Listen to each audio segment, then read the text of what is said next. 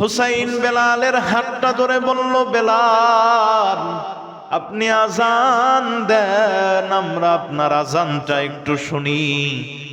বেলাল রাদিয়াল্লাহু তাআলা আনহু যখন হুসাইনের দিকে তাকাইলো, যখন হাসান আর হুসাইন বেলালকে অনুরোধ করলো, হুসাইনের দিকে যখন বেলাল তাকাইলো, তখন বিশ্বনবী রাহমাতুল লিল আলামিনের কথা বেলালের স্মরণ হয়ে গেছে। হুসাইনের চেহারায় বিশ্বনবীকে দেখা যায়। বেলাল চিন্তা করে, নবীজির কলিজার টুকরা হাসান হুসাইন আমার কাছে এসে আজান দেওয়ার অনুরোধ জানাইছে। এখন যদি আমি ফিরায় দেই তাহলে আমার হাবিব কষ্ট পাবে, কারণ হাসান হুসাইন নবীজির অনেক আদরের ছিল। হুসাইনের চেহারায় আমার নবীর চেহারা ভেসে ওঠে, মনে হয় কেমন যেন আমার নবী আমাকে বলতেছে যে তুমি আজান দাও। এজন্য বেলাল তাদের অনুরোধ ফিরাইতে পারল না। বেলাল আবার আজান দেওয়া শুরু করলো। বেলাল যখন আল্লাহু আকবার বলা শুরু করলো, বেলালের আওয়াজ যত দূর পর্যন্ত গেছে, অত দূর থেকে সব মানুষ বেলালকে দেখার জন্য চলে আসছে। আর তখন মদিনাবাসী এই আজান শুনে বিশ্বনবীর কথা স্মরণ হয়ে যেই পরিমাণ চোখের অশ্রু ঝরাইছে রে মুসলমান, এত অশ্রু আর কখনো ঝরাই নাই। আমার আল্লাহ বেলালকে এত পরিমাণ মাকাম দিয়েছেন। তাহলে এই হলো বেলাল। এই তাহিয়াতুল ওযুর নামাজের কারণে আল্লাহ তাকে কত ফজিলত দান করছেন। শরীর ছিল কালো কুৎসিত, একদম চেহারাও ভালো না, তারপরেও আল্লাহ তাআলা তাকে কত মায়া, কত মাকাম দিছেন, মর্যাদা দিছেন। কারণ আল্লাহ মানুষের হৃদয় দেখে, আল্লাহ মানুষের আমল দেখে, মানুষের চেহারা, গায়ের রং, মাল সম্পদ আল্লাহ দেখেন। আর বেলাল এই সম্মান, এই মর্যাদা পাইছে কেন? নবীজির ভালোবাসায়। বেলাল নবীজিকে অত্যন্ত ভালোবাসতো, আল্লাহকে খুব ভালোবাসতো, যার কারণেই বেলাল এই মর্যাদা পাইছে। আল্লাহর ভালোবাসা তো আমরা শুনলাম, বেলাল আল্লাহকে কেমন ভালোবাসছে, এত নির্যাতন করছে, তারপরেও আল্লাহর নাম জপা তিনি ছাড়ে নাই। আর নবীজিকে কেমন ভালোবাসতো এটা বোঝা যায় যখন নবীজি সাল্লাল্লাহু আলাইহি সাল্লামের মৃত্যু হয়। তখন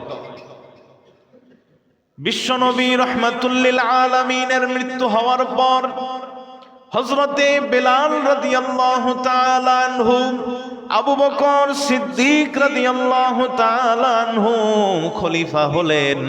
তার খেলাফত আমলে হযরতে বেলাল রাদিয়াল্লাহু তাআলা আনহু মসজিদে নববীতে আজান দেওয়া ছেড়ে দিলেন গাট্টি বুসকানিয়া। বিশ্বনবী রাহমাতুল লিল আলামিনের রওজা মুবারকে এসে সালাম দিয়া বলে, ওগো আল্লাহর হাবিব, আপনি যতদিন ছিলেন আমি বেলাল মসজিদে নববীতে আজান দিছি। আমি বেলাল আজান দেওয়ার পরে আপনি নামাজ পড়াইছেন। ওগো আল্লাহর হাবিব, আজকে আপনি নাই, এজন্য আমি বেলাল আজান দিলে আপনি আমার আজানের পরে নামাজ পড়ান না। তাই আমি বেলাল মদিনায় আর থাকবো না। মদিনায় থাকলে আপনার কথা বেশি বেশি স্মরণ হয়, লোকেরা আজান দিতে বলে, এজন্য আমি মদিনায় থাকবো না। আবু বকর সিদ্দিক রাদিয়াল্লাহু তাআলা আনহুকে বলে হযরতে বেলাল রাদিয়াল্লাহু তাআলা আনহু সিরিয়ার হলবে তিনি চলে গেলেন, ওইখানেই বসবাস করে। 6টা মাস পার হয়ে গেল, বেলাল মদিনায় আসে না।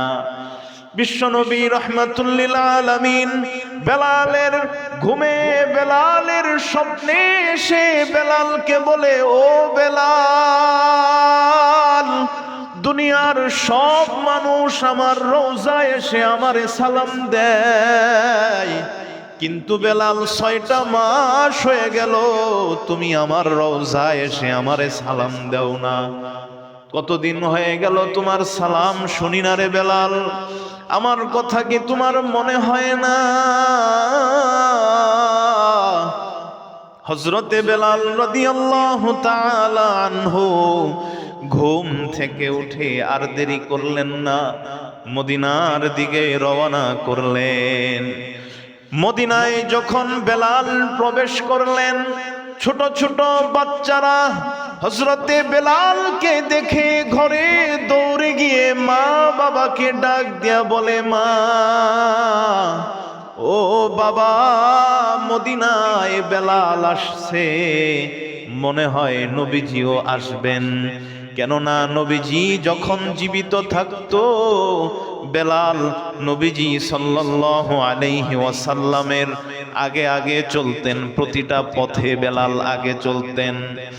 বেলাল নবীজি সাল্লাল্লাহু আলাইহি ওয়াসাল্লামের চলার পথ থেকে ময়লা ঝাড়ু দিয়া সরায় দিতেন।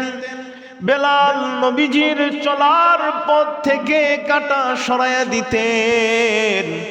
নবীজির চলার পথ থেকে পাথর সরায়া দিতেন, যাতে আমার নবী আপনার নবী চলতে গেলে কষ্ট না পায়। এজন্য হযরতে বেলাল যখন মদিনায় ঢুকছে, বাচ্চারা মার কাছে বাবার কাছে দৌড়ে গিয়ে বলল, মা ও বাবা, বেলাল মদিনায় আসছে, মনে হয় নবীজিও আসবে। হযরতে বেলাল রাদিয়াল্লাহু তাআলা আনহু নবীজির রওজায় গিয়ে নবীজিকে সালাম দিল। এরই মধ্যে মদিনায় এটা প্রচার হয়ে গেল যে মদিনায় হযরতে বেলালের আগমন হয়েছে। সবাই বেলালের সাথে দেখা করে, সবাই এসে বলে, বেলাল একটু আজান দেন না, কতদিন হয়ে গেছে আপনার আজান শুনি না। নবীজি যখন জীবিত ছিল তখন আপনি আজান দিতেন, আজকে আপনি আবার আজান দেন।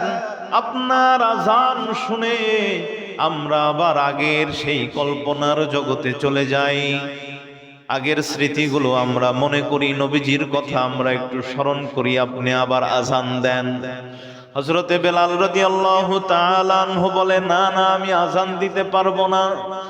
আমি যখন আজান দিতাম, আমার আজানের পরে আমার প্রিয় হাবিব নামাজ পড়াইতে আসতো। আজকে যদি আমি আজান দেই, আমার প্রিয় হাবিব আমার পরে নামাজ পড়াইতে আসবে না। আমি কার জন্য আজান দিব, কেন আমি আজান দিব? যেই আজানের পরে আমার নবী নামাজ পড়াবেন না, এমন আজান আমি দিতে পারবো না। ও মুসলমান, কিছু কিছু সাহাবায়ে কেরাম বললেন, পরামর্শ দিলেন, যাও যাও হাসান হুসাইন নবীজির দুই নাতিকে গিয়া বলো, তারা যদি এসে বেলালকে বলে আজান দেওয়ার কথা, তাহলে মনে হয় বেলাল আজান দিবে। পরামর্শ অনুযায়ী সাহাবীরা হযরতে হাসান এবং হযরতে হুসাইনকে গিয়া বলল, যাও না, বেলালকে একটু গিয়া বলো সে যেন আজান দেয় যেই রকম নবীজির জামানায় সে আজান দিত। হাসান হুসাইন বেলালের কাছে আসলো। হুসাইনের চেহারা বিশ্বনবীর সাথে অনেকটা মিল ছিল, তার ভ্রু নবীজির মতো, ভ্রুর মতো মিলানো ছিল, সে হাসি দিলে নবীজির মতো দেখা যাইত, চেহারার অনেকাংশই নবীজির মতো ছিল। হুসাইন বেলালের হাতটা ধরে বলল, বেলাল আপনি আজান দেন, আমরা আপনার আজানটা একটু শুনি। বেলাল রাদিয়াল্লাহু তাআলা আনহু যখন হুসাইনের দিকে তাকাইলো, যখন হাসান আর হুসাইন বেলালকে অনুরোধ করলো, হুসাইনের দিকে যখন বেলাল তাকাইলো, তখন বিশ্বনবী রাহমাতুল লিল আলামিনের কথা বেলালের স্মরণ হয়ে গেছে। হুসাইনের চেহারায় বিশ্বনবীকে দেখা যায়। বেলাল চিন্তা করে, নবীজির কলিজার টুকরা হাসান হুসাইন আমার কাছে এসে আজান দেওয়ার অনুরোধ জানাইছে।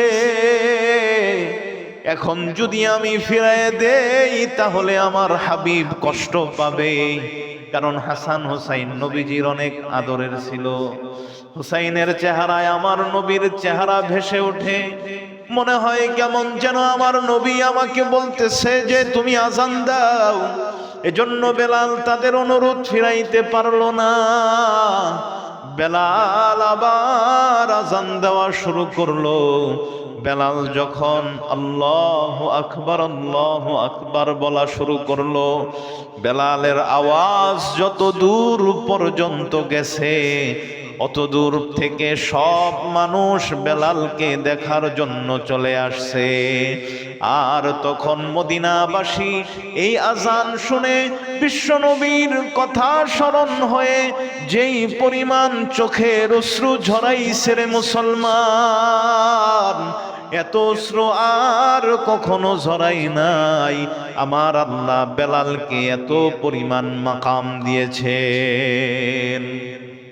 তাহলে এই হলো বেলাল।